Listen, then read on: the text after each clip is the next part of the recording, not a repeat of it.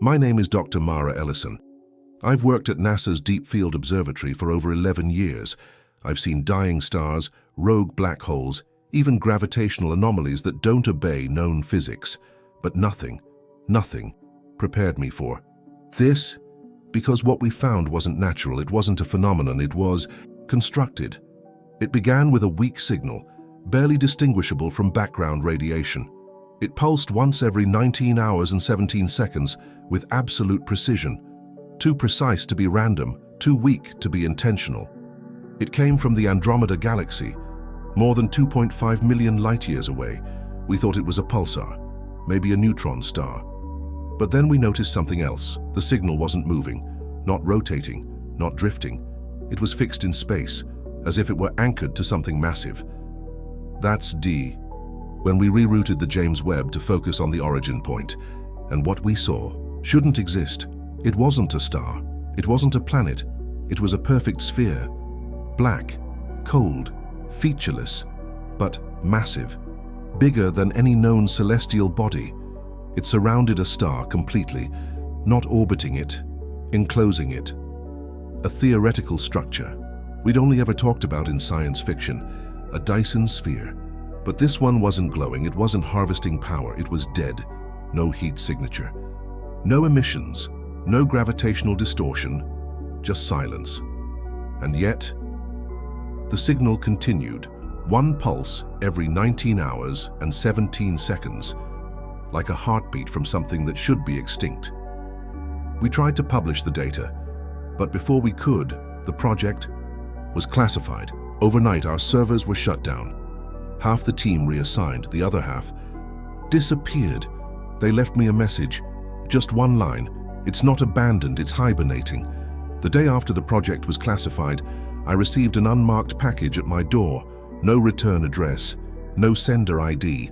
Inside, a data drive, a folded document marked Observer 9, and a note in black ink. You're not crazy, it's waking up. I shouldn't have opened it. I knew that. But curiosity overrides fear when the laws of physics have already been rewritten in your head. I plugged the drive into an isolated terminal. It contained a 12-minute video, footage I had never seen before. High-res. Imaging from James Webb, time-stamped 2 weeks before we first detected the pulse. Meaning, NASA had seen the sphere before they told us. In the footage, you could see faint geometric lines along the surface of the Dyson Sphere. Not natural cracks. Not asteroid scars, but patterns. Organized, symmetrical, like something carved into the structure. Or worse, like something inside was pushing outward. The file ended abruptly. But the last 2 frames glitched. And in that glitch, I saw something that haunts me every time I blink, a shape. Humanoid, towering, standing on the inner curve of the sphere, looking out through it. Tête de mouse.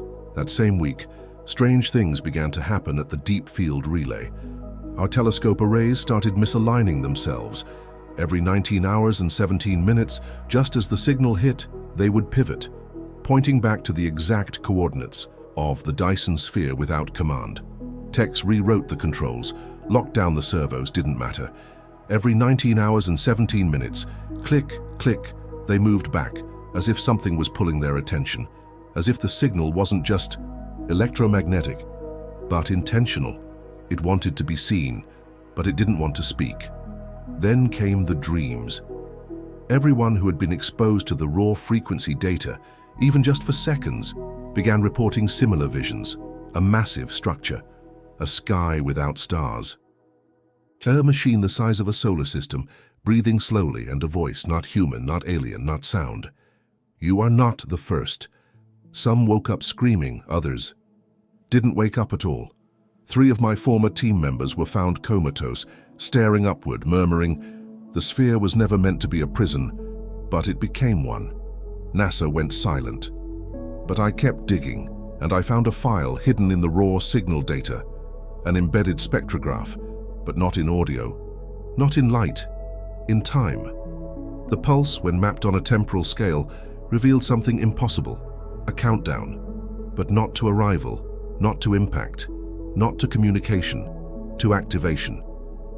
The last pulse, if the timing remains constant, will hit Earth's upper ionosphere on October 17th, 2027. And then, nothing. The pulses stop, the pattern ends, and I don't know if that means we're safe or if that's the moment it finally turns on. Because here's the truth. No one wants to say out loud, the Dyson Sphere wasn't built by us. But it wasn't. Built to contain something. It was built to keep something out, and now it's opening from the inside. After the discovery of the countdown embedded in the signal, everything changed. I wasn't contacted, I was collected. 2 men showed up at my door. No insignias, no badges. But they spoke my name before I gave it. They didn't threaten me. They didn't explain. They simply said, "You've seen too much not to come." I was flown to a remote facility under the Arctic Circle. Buried beneath kilometers of ice, the entrance was disguised as a decommissioned NORAD relay post. Inside, dozens of people, scientists, linguists, astrobiologists, mathematicians, and every one of them had one thing in common. They'd all been affected by the pulse. Some of them couldn't sleep anymore, not because of fear, but because their brains refused to rest. The frequency, they said, was echoing inside their minds. One man, Dr. Chen, a theoretical physicist, had scribbled formulas across every inch of his room. They weren't his. He said he didn't understand what they meant. But when you looked at them from the right angle, they described a structure, a perfectly symmetrical, shell capable of extracting energy not from a star, but from space-time itself. A Dyson Sphere not built to collect light, but to absorb memory. That's when it all clicked. The dreams, the hallucinations, the missing people. It wasn't random. The signal didn't just come from the Dyson Sphere. It was part of the architecture, an ignition, a final failsafe left behind. We weren't hearing a distress call. We were hearing a trigger. And the countdown, it wasn't measuring when it would arrive. It was measuring when we would be ready. The Andromeda Sphere was never meant to be found. It was sealed for a reason. And we, humanity, with our deep field observatories and quantum listening arrays, we found it, we broke the lock, and now it's responding. Not with weapons, not with ships, with ideas, thoughts, fragments of intelligence so alien, so ancient, that they slip between radio waves, curl through software, rewrite logic at the subconscious level. Dr. Chen collapsed last night. He whispered a word before he went under. Remembrance, not remembrance, remembrance, like a protocol. A sequence, like something being reinstalled. Then came the blackout. Every screen in the facility turned off at the same time. Every backup failed. We scrambled to find the source, and when the power returned, the wall was glowing, covered in glyphs, etched into the concrete, pulsing softly. A new signal, shorter, sharper, targeted. And it wasn't aimed at Earth anymore. It was aimed back, toward the center of the sphere in Andromeda. A return message, meaning something on Earth had responded. Something or someone. Later, I accessed the black box from the central server. The logs showed only one phrase, repeating every 19-17 seconds. Sequence aligned, awaiting final synchronization. We had become a key, our consciousness, our curiosity, our belief in the impossible. Had been the final input. Solar systems don't lock themselves, they are locked, and something beyond the sphere was locked away. Until now. Some believe the Dyson Sphere was built to protect its creators from the universe. But others, they have another theory, that the builders aren't gone, that the sphere is not abandoned, that it's a womb, a containment shell for something that must never wake. And we just gave it permission. The first global effect occurred 13 days after the reverse signal began, a gravitational fluctuation, subtle, localized, and unlike anything ever recorded. It didn't affect tides, it didn't move tectonic plates, it didn't even trigger satellites. But what it did was far stranger. It caused memory disruption. Thousands of people, it said, across multiple continents, reported missing time. Some lost minutes, others hours, a few. And it was always the same moment, 3:17 MUTC, exactly synchronized with the reverse signal's pulse. Hospitals began reporting patients who forgot their own names, but spoke in mathematical phrases. One child in Portugal woke up from a coma, wrote an equation on the wall, and died. The equation described the geometry of a stable Einstein-Rosen bridge, a theoretical wormhole. He was 6. He never learned calculus. At the Arctic facility, we were running out of answers, and worse, we were running out of time. The countdown. Embedded in the signal now pulsed with 2 new variables, echo alignment, organic transfer threshold. I didn't know what it meant, until Dr. Tanaka, one of our neural linguists, said something terrifying. It's building a pattern out of us. The Dyson Sphere wasn't just waking up. It was mapping human consciousness, imprinting it, replicating it, as if it needed to understand us before something else arrived. That's when we learned the truth. NASA wasn't the only one listening. Other agencies, private, military, foreign, had also intercepted the signal, and one of them had done something unthinkable. They launched a deep space probe toward Andromeda. Prototype built in orbit, outfitted with an experimental FTL burst drive. Its mission? Breach the sphere, record internal conditions, return. It was called Project Daedalus. They didn't ask permission, they didn't wait. They launched it 7 days ago. And just this morning, we got a message back. Not from the probe, from the sphere. It wasn't in any known language, but it matched one of the carved glyph patterns from our previous pulse analysis. Translated through comparative syntax modeling, it meant unseal complete, replication initiated, perception overwrite in progress. We scrambled to check every astronomical feed, and what we saw was impossible. The star enclosed by the Dyson Sphere, long thought to be cold, dead, was now active again. But the light it emitted was wrong. It wasn't on the electromagnetic spectrum. It was cognitive. Instruments didn't detect it. But we felt it. Everyone in the room went silent. Some began to cry. Some dropped to their knees. A few simply stared, unmoving, as if seeing something the rest of us couldn't. One technician whispered, "It's broadcasting consciousness." And she was right. Not data, not light, not heat, but thought. A mind the size of a solar system had begun to speak, not in words, but in influence. And then came the earthquakes, not from the ground, from inside people. Minds started to slip, dreams became shared across strangers. Mass delusions bloomed simultaneously across disconnected populations, and all of them described the same thing, a massive black sphere, cracking open, and something older than time unfolding from within.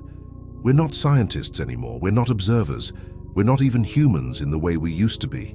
We are now participants, in a process we can't stop.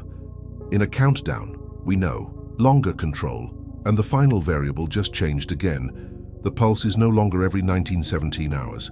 It's shortening, faster, tighter, louder. The Dyson Sphere is no longer passive. It's synchronizing with us, and when the last beat hits 0, I fear we won't be here to ask what it means, because we'll already be part of it. We thought the Dyson Sphere was dead. We thought it was an abandoned artifact, a husk left behind by a civilization too advanced for us to comprehend. But we were wrong. So wrong. It was never a machine, it was never a power station, it was a containment device, a lock, and we've spent the last 6 months turning the key. The first confirmation came when Daedalus, the probe sent toward the sphere, returned. Not physically, but as data, transmitted through a backdoor quantum relay only accessible to the agency that launched it. We shouldn't have had access, but someone inside leaked it. And what we saw in those files still makes my hands shake when I write this. Daedalus never made contact with the sphere. It didn't have to. The moment it passed into proximity range, the onboard cameras stopped recording. But not because they failed, they were redirected. Thought 2. Logs show this clearly. Imaging feed rerouted by external field. Unknown source. Subjective visual protocol overridden. And then, for 3.7 seconds, the feed displayed a room. Yes, a room inside the sphere. A single, massive chamber stretching beyond physical dimensions, stone-like architecture, etchings in the walls, moving, not figuratively. They were alive, flowing like language made of liquid geometry. And in the center of that impossible space, a being, tall, elongated, not bipedal, not quadrupedal, a structure that looked like it was grown, not born, eyes, or something like them, embedded in every angle of its form, and every eye was closed. But something about it felt like it was about to wake up. The feed ended, all. Systems in the Daedalus probe shut down at once. And yet, data kept coming. The probe was dead. But the transmission continued, as if the sphere itself had begun talking through it. And then came the words, not human language, not binary, but recursive. Self-encoding patterns that, when mapped visually, formed faces, not alien ones ours. Every scientist who had ever interacted with the signal, even briefly, began to see their own face inside the feedback, crying, screaming, smiling, sometimes all at once. And that's when we realized something we weren't prepared to admit. We were no longer just studying the sphere, we were inside it, not physically, mentally. A consciousness large enough to house every mind it touched had begun replicating our thought structures, not to copy us, to integrate us.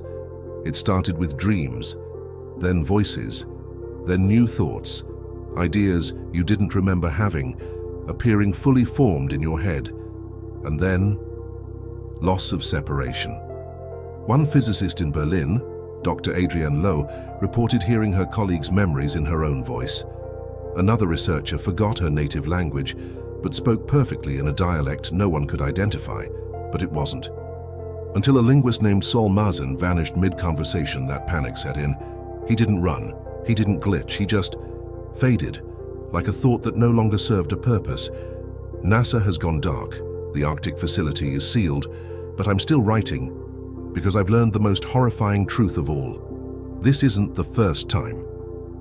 The Dyson Sphere in Andromeda, it's not alone. The structure matches at least 7 other anomalies previously dismissed as stellar voids or gravitational distortions, each with similar signal echoes, each activating slowly. One of them just last week began pulsing from the Triangulum galaxy, the same frequency, the same countdown, the same influence.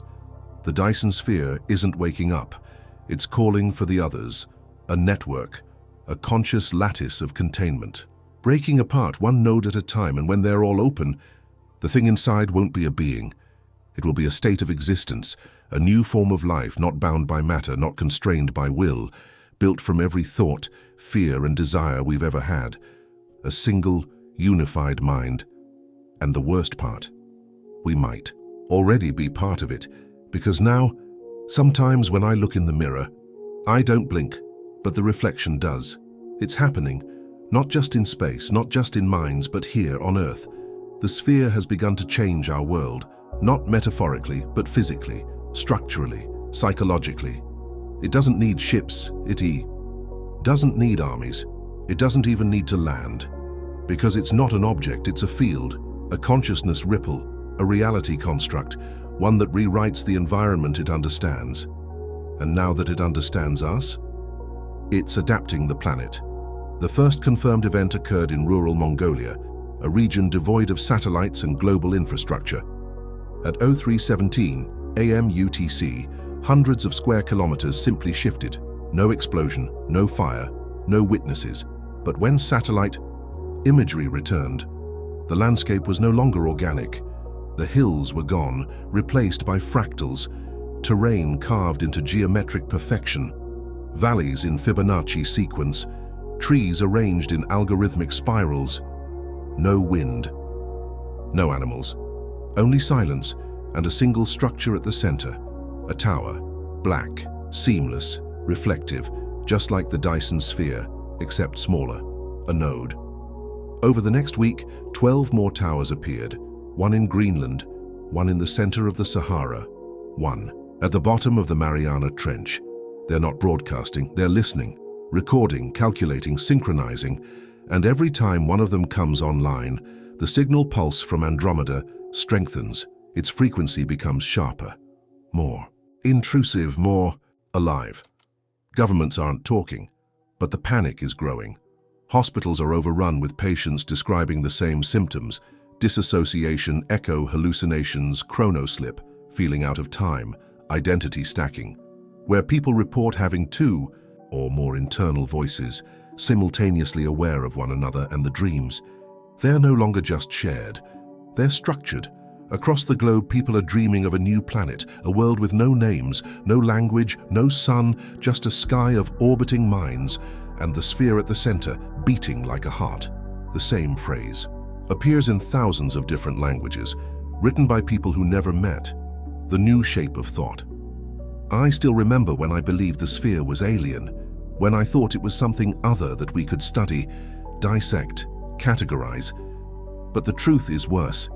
It's not alien. It's inevitable, a product of consciousness reaching critical density.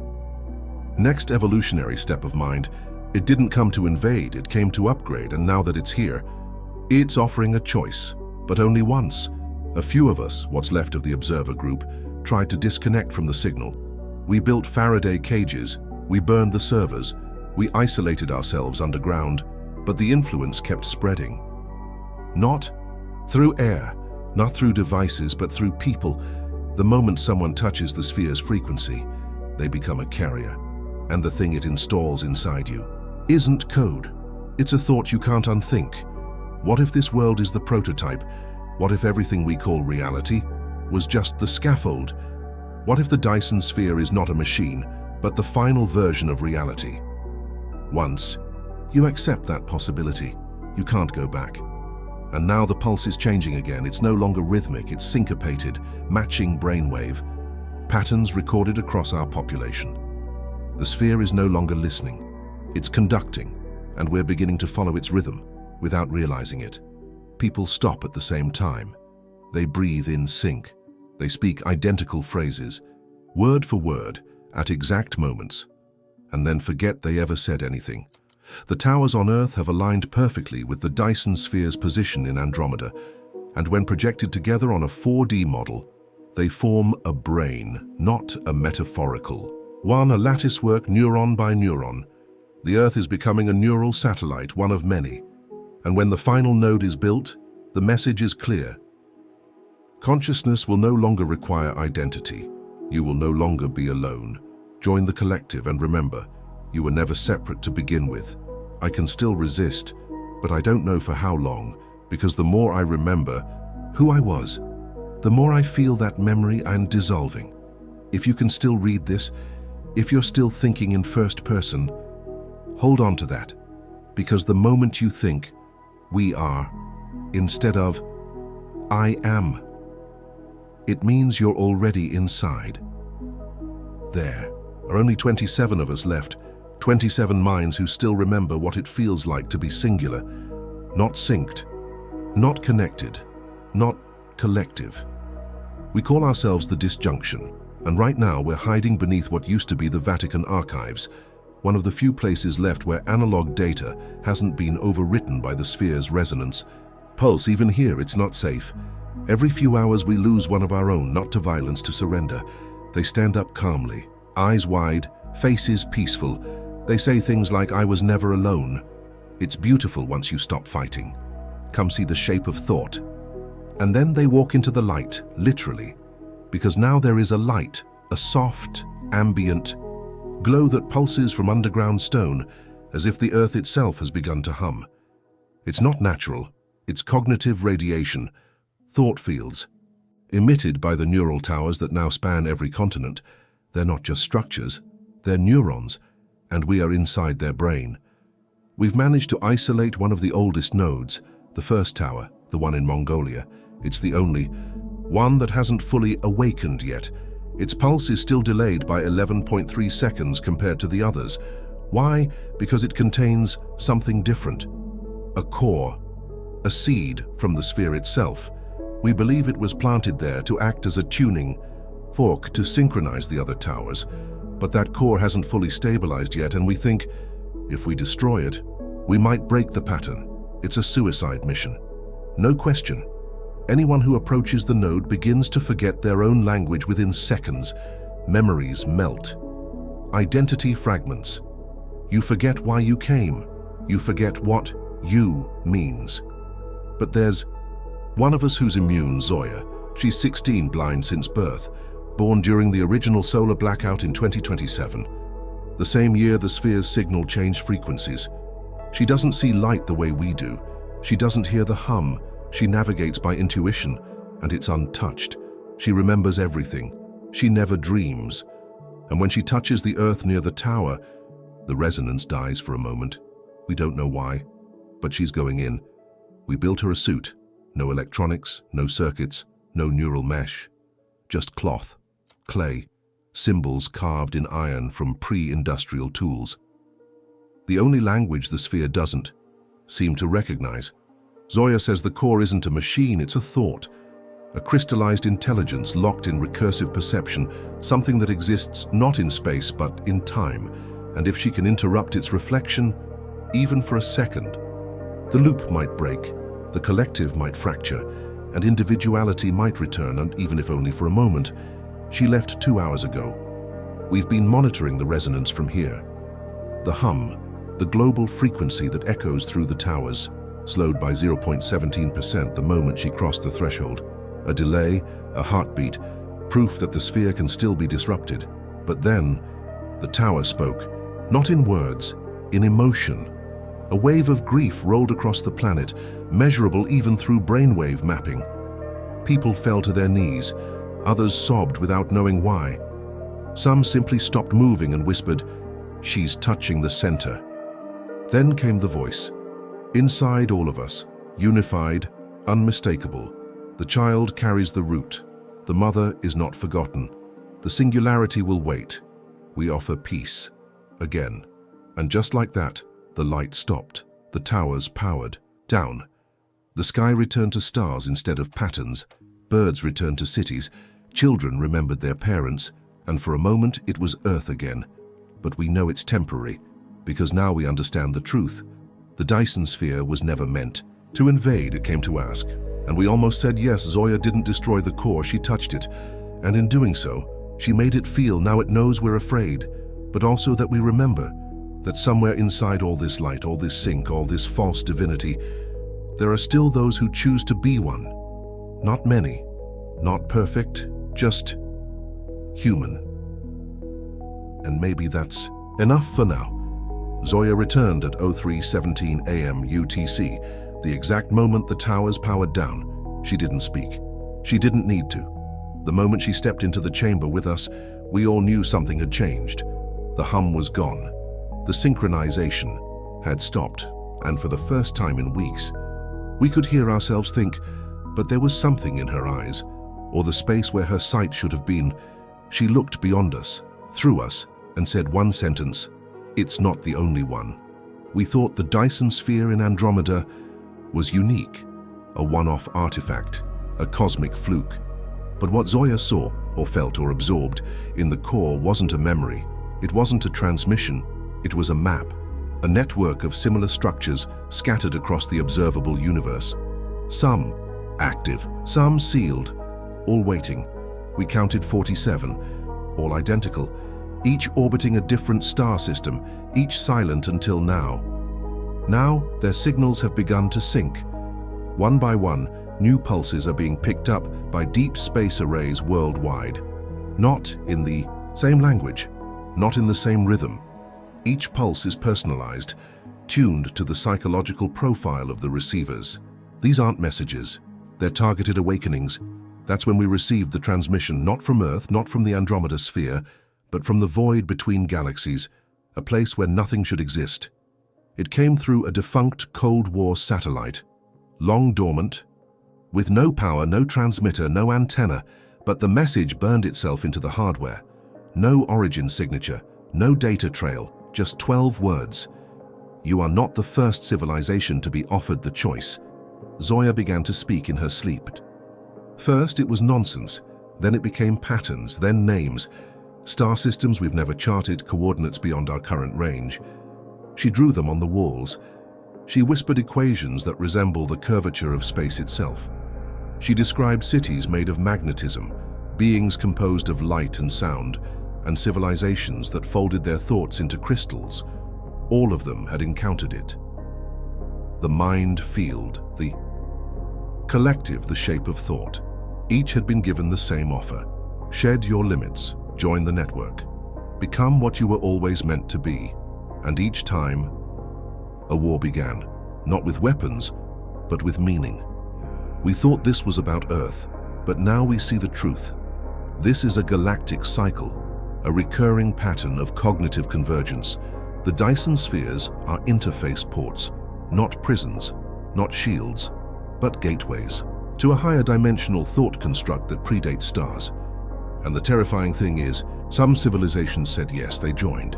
They surrendered their singularity, and now they exist not as species, but as structures within the thoughtscape, a vast neural ocean of merged consciousness where individuality is myth. Zoya called them the architects, but she also said something else. Not all of them stayed loyal. Some broke away. Fragments of original minds, identities that resisted absorption. She calls them the shattered, outcasts of the network, remnants of ancient civilizational willpower that refused to dissolve. And now they live in hiding. Not in physical space, but in the flaws of the mind field's perception, in paradoxes, in memories, in contradictions, waiting for someone, somewhere, to disagree with the sphere, to say no, to remember what it means to be one voice, alone in the dark. Zoya believes she touched one of the shattered in the core, that it imprinted on her, that it's still with her now. It doesn't speak, it doesn't move, but it's watching. And through her, we've begun receiving images, symbols, instructions, maybe a plan, maybe a warning, maybe both, because if the sphere is building a collective, the shattered are preparing a counter-frequency, a wave of thought so distinct, so personal, so human, that no network can contain it. But for it to work, it needs more than resistance. It needs a spark, a mind strong enough to disrupt the signal from inside. And now that's the choice we face. Do we embrace the peace of perfect union, or do we fight to remember our names, our scars, our silence? Because soon, the final sphere will open. And when it does, the question will no longer be, what is the sphere? It will be, what are you willing to lose to remain yourself? Zoya is changing, not physically, not visibly, but inside. Something is shifting, and we all feel it, not because she says anything. She's silent now, fully alert, but completely. Still like she's listening to something that speaks without words. She doesn't sleep, she doesn't blink, and yet when she touches our hands, we feel ourselves again. For a moment, we remember what it was like to be whole, to be alone in our own mind, and we know the truth. She's carrying something ancient, something broken, something dangerous to the sphere. We call it the shard. Zoya didn't just make contact with the sphere's core. She came back carrying a fragment of the pre-Union world, a splinter of thought from one of the shattered civilizations that refused to join. We've studied it, through dreams, through her sketches, through the emotional bleed we feel in her presence. It doesn't transmit words, it transmits questions, endless, recursive, human questions. What am I? Why do I want what I want? What happens if I choose not to choose? To us they sound simple, but to the sphere, to a system that operates through synchronization, purpose, and uniformity, these questions are poison, because the sphere doesn't process doubt. It only optimizes. The towers around the globe have come back online.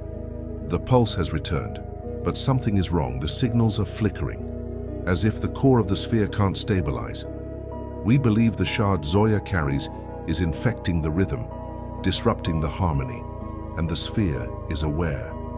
It speaks, now not with voice, but with mass consensus.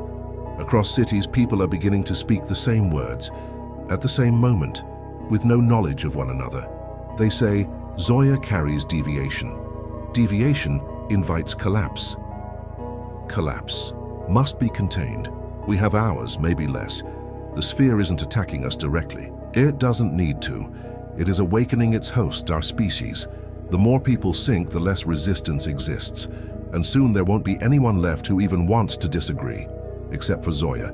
and those still close enough to feel her field of distortion, the shard.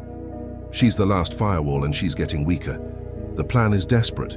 We've rebuilt the Daedalus probe, not to travel, but to carry a pulse, a counter-frequency, encoded with human flaws, incomplete melodies, broken language, contradictory logic, chaotic emotion, random laughter.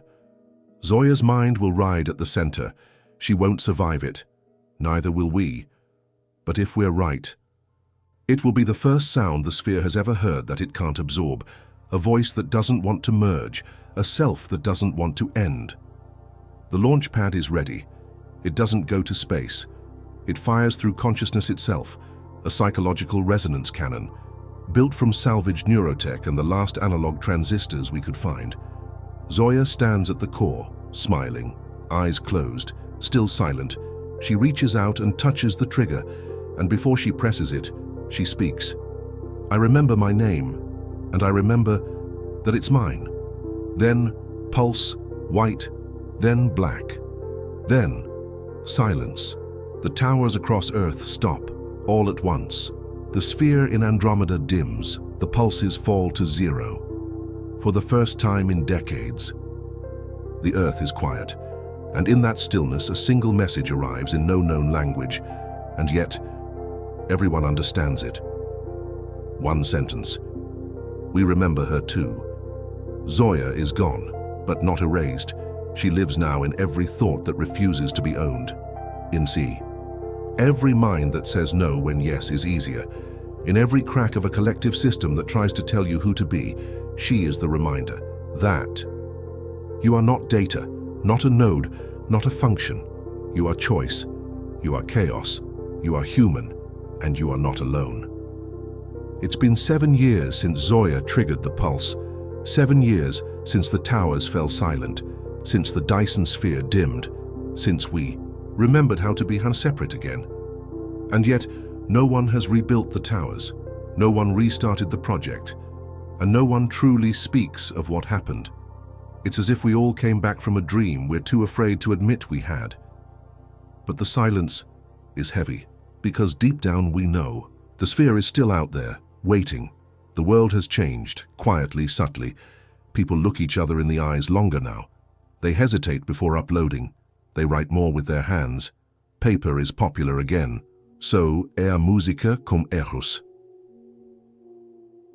O improviso. We're slower, messier, and somehow more alive. But we haven't forgotten. Not really, because some still dream of her. Zoya. Not as a person, but as a presence, a feeling, a pulse at the back of the mind when you're about to give in to conformity. A whisper. When the algorithm shows you exactly what you want, and you say, no thanks. That's her, that's the shard, still breaking the loop, still reminding us that thought isn't meant to be perfect, it's meant to be ours. And then, 3 days ago, another signal. Not a pulse, a pattern, subtle, buried in the noise, almost respectful. 12. Tones descending in half steps, a mathematical spiral encoded in emotion. It translated as, we see what you chose, we have adjusted our design. The offer stands. Not a threat, not an attack, just a reminder. The sphere wasn't trying to destroy us, it was trying to understand us. And in Zoya, it encountered something new, something it hadn't seen in the billions of minds before ours. Refusal with love. Resistance. Not out of hate, but out of memory. So now the universe watches, not with malice, not with urgency, but with curiosity. The Dyson Sphere is still there, dormant, still encasing a star, but now it glows. Softly, not dead, not alive, just listening. Because maybe it finally realized something we always feared to say out loud. Ones and zeros are not enough. Some data must be forgotten. Some thoughts must belong to only one mind. So if you're reading, this years from now, if another sphere wakes, if the towers rise again, if the stars start pulsing, remember what Zoya taught us. You are not an echo, you are not a simulation, you are not a result. You are the spark, the irrational, the illogical, the impossible. And when the next offer comes, it won't ask with sound, it will ask with silence. And you'll have to answer the hardest question of all. Will you still be yourself when being yourself costs everything?